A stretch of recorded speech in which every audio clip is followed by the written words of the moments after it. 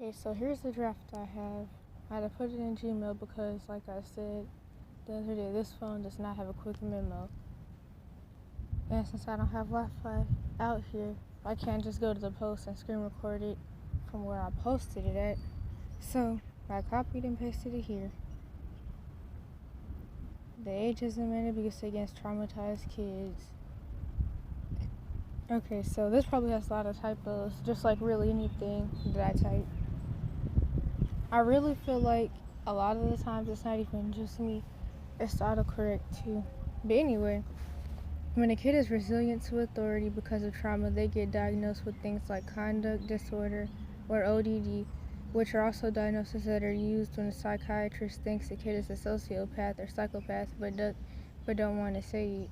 And also, they usually don't diagnose people under 18 with sociopathy and stuff like that. So instead, they just say conduct disorder or ODD for that reason too. Not really just because they don't want to say that. Okay, so because of the fact that not listening to certain rules from certain people is considered antisocial in the psychiatry world, and they say you think rules don't apply to you, which is honestly crazy. And somebody actually said something about this, about how they actually have a DSM, and I do too actually. I've had one since 2020, a DSM-V, and there's stuff in there that says people underage who don't listen to certain rules from certain people is even considered a disorder. So they were like, the fact that people even listen to the stuff that psychiatrists say is really crazy. But the thing is, why do psychiatrists get to run the whole mental health scene anyway? All they do is prescribe pills. Why can't the psychologists and therapists be the head of everything? The psychiatrists are the ones that are always abusive, and it's like you barely even hear from the psychologists or the therapists and counselors and stuff.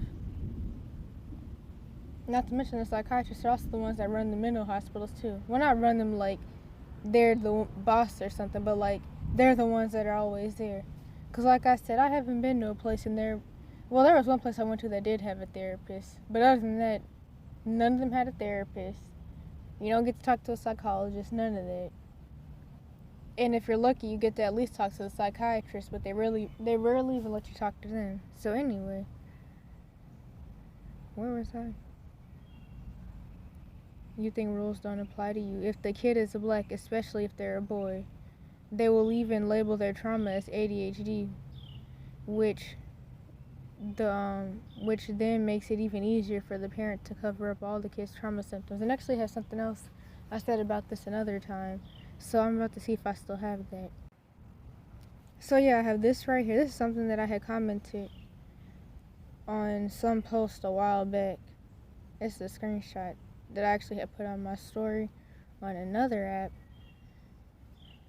that hasn't been working for me for days. And as you know, this is obviously old because this is still from my old account. ADHD is the biggest abuse cover-up diagnosis, right next to autism and schizophrenia. The diagnosis of ADHD is used to cover up the anger problems, attention problems caused by rumination, flashbacks, maladaptive daydreaming, and dissociation, and learning problems that happen because of childhood trauma.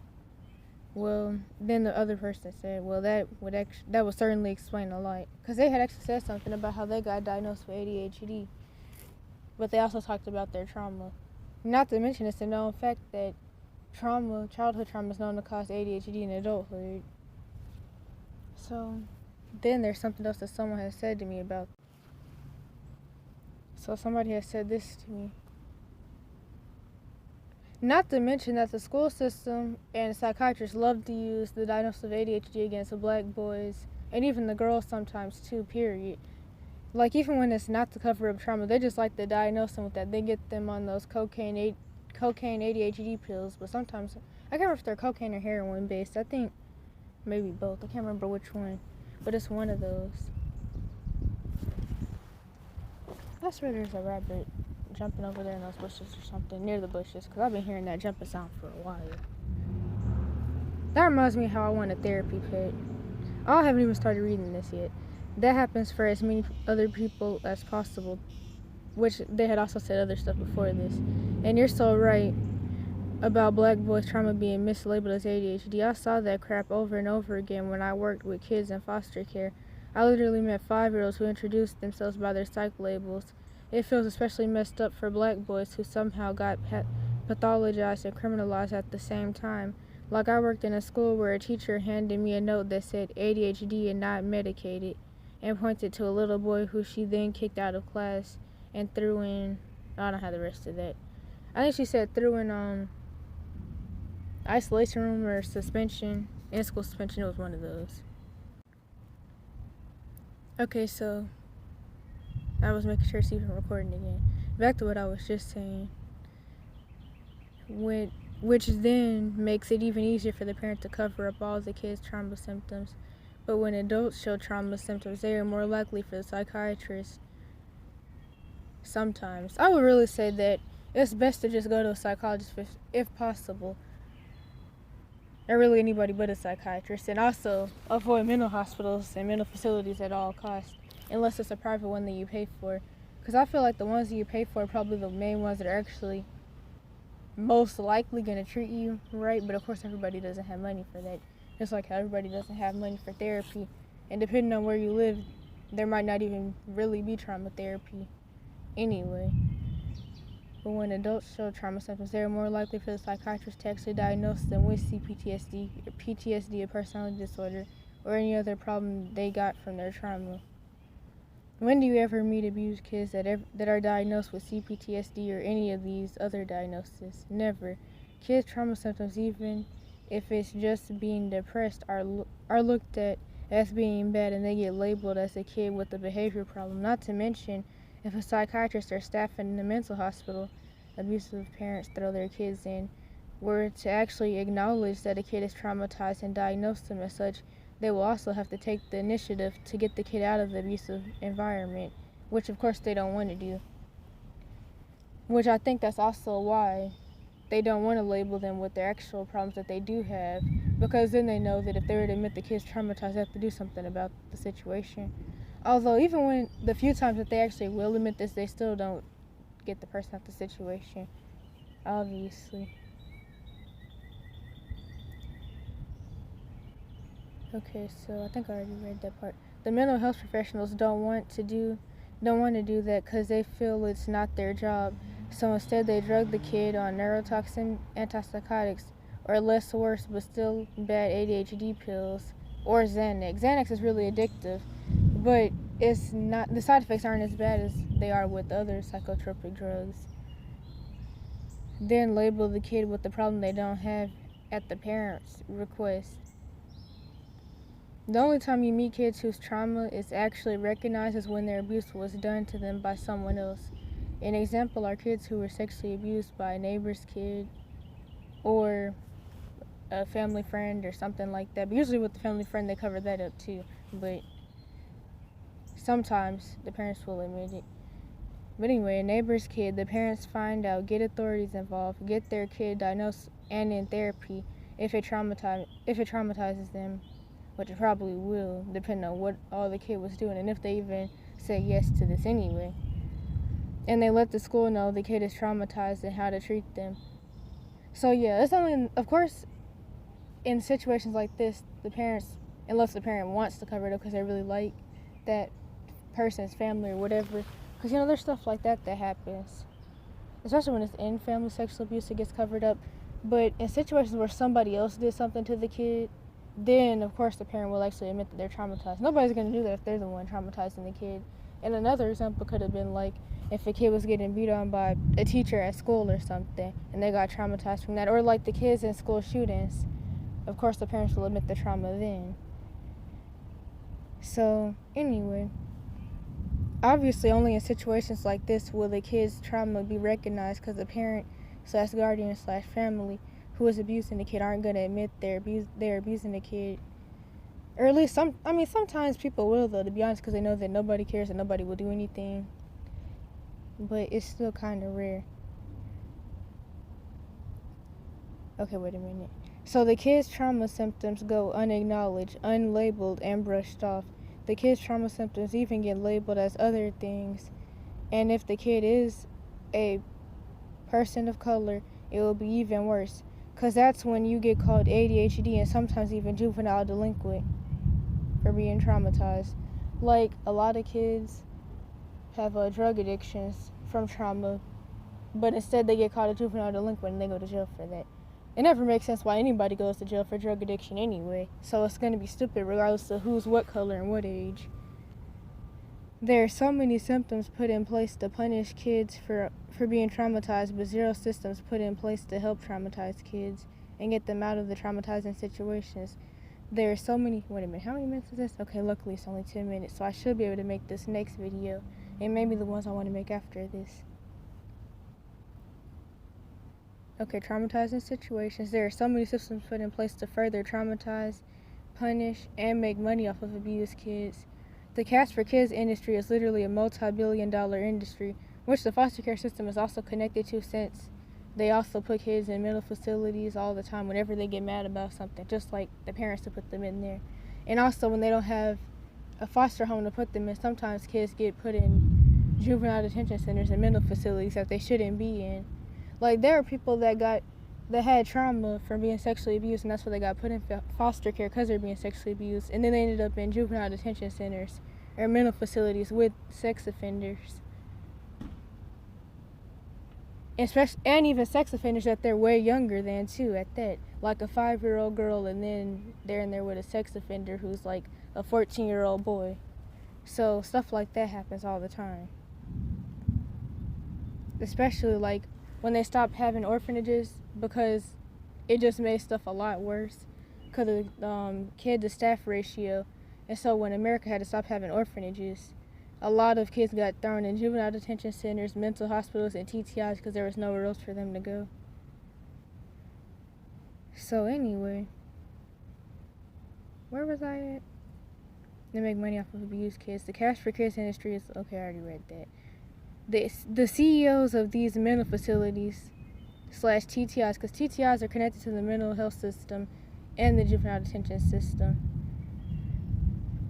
Okay, juvenile detention centers, special ed classes, schools, like special schools, alternative schools is really what I meant. Military schools and boarding school punishments get to live in mansions for punishing traumatized kids. They even take the kids through extra abuse, psychological, sexual, physical, and verbal. No one steps up against it yet when people like me and you, because I had posted this somewhere, so that's the me and you that I was talking about, tell our stories to the lucky people who didn't experience it. We get called liars or crazy.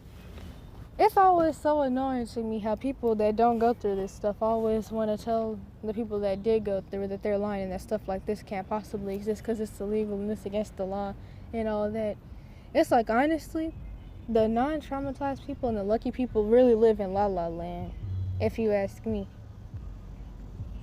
But I mean, with all the stuff that goes on in the world, it's already a known fact, like especially with the people in the U.S., that a lot of people live in La La Land to be able to go to sleep at night and don't want to acknowledge any of the stuff, or at least most of the stuff that really goes on a daily basis. Like how people in the U.S. still like that, like sex trafficking doesn't go on. But that's a whole nother story and conversation. So, where was I at? They even take kids, okay, I already read that. We get called liars or crazy. I do believe that if the masses actually knew this stuff went on, people would probably band together to stop it. Because the thing is, people think that these facilities aren't as bad as they were when they were first made in like the 60s and 50s and stuff. But, I mean, of course, some of the same stuff doesn't go on, at least depending on where you're at. They're not much different than they used to be. Because people always want to talk about the words retarded and redundant and, what's the other words? And incompetent. Those actually were actual diagnoses, and those words were used by psychiatrists on people with Down syndrome and stuff. Because a lot of times, mental hospitals were filled with people with Down syndrome and microcephaly and stuff. And then people who had mental illnesses had to try to pretend that they didn't have them just to not get locked up. And that's the thing. It's crazy how so many people are in there against their will that shouldn't even be in there. Yet there are people that walk the streets every day, all day, that really should be in these places if they were actually helpful, at least. Because not in these places to get abused, but like a place that actually helps people, at least halfway. The people that really should be in these places never end up getting in there. But anyway, so here's the last paragraph. Here in GA, they have abusive specialist self-confined punishment placements for quote-unquote bad black kids, where kids who are in group homes or kids with abusive parents get put. Black kids have gotten put in these placements for saying, and they're trying to sting me. Well, let me move. What was I about to say though? Oh yeah, I didn't even know what most of these places actually were though, until somebody from Reddit had sent me articles about it. Cause like, I didn't know what EBD stood for, and now I know the EBD stands for emotionally and behaviorally disturbed. And I also seen in the articles that these placements were used during the Jim Crow era, and some of the same buildings are still used, and they use the same tactics and stuff. I'm trying to figure out, where was I at? Okay, so I don't even think I got that far. Black kids have gotten put in these placements for saying the word, and for getting into fights, even if they were defending themselves. Although I shouldn't have been there, I got put there. Wait a minute, where in the world? Hold up. I shouldn't have been there. I got put there because of my mom. I still had to get abused by the 3 staff members all day, sit in the trailer all day, get escorted everywhere, even the bathroom, which was actually in the school building. Had to ask to sit down and ride the short bus by myself.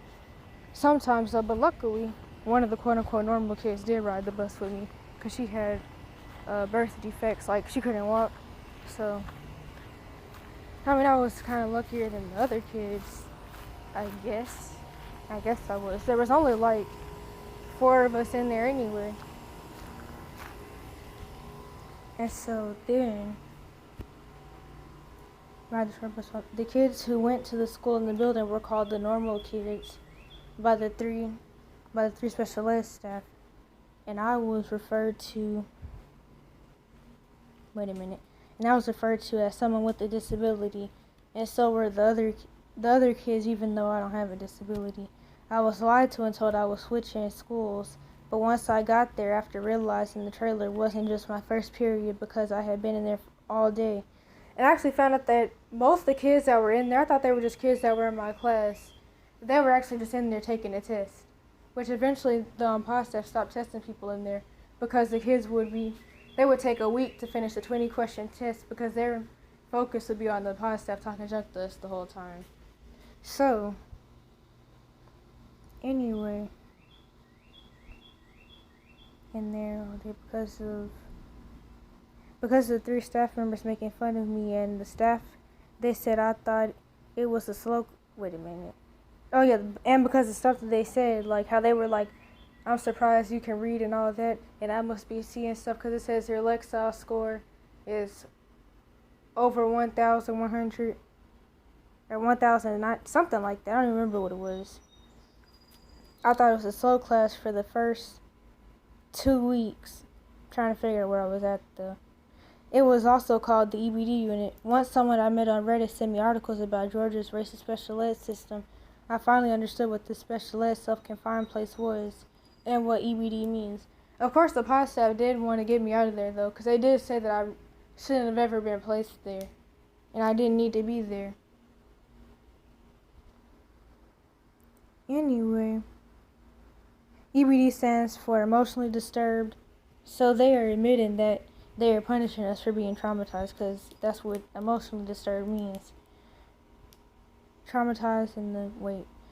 Punishing us for being traumatized in the name of temporary placement. I snuck and rode the bus with the normal kids in the morning a few times on the last few days of me going to school. Luckily, I didn't get caught. I was scared because one of the sped staff was a morning bus lane monitor. I couldn't do this in the afternoon, though, because I got escorted and watched when getting on the afternoon bus, which was also my morning bus. I got AB honor roll, but couldn't go to the ceremony because it was a service for the normal kids who went to the school in the building, and I wasn't allowed to talk to the counselors or any staff in the building. I even got in trouble because a normal kid made me go to the counselors and report my home situation and suicidalness, and the special ed staff cursed me out and put me in the system that they suspended me and wrote me up, which I have videos of that.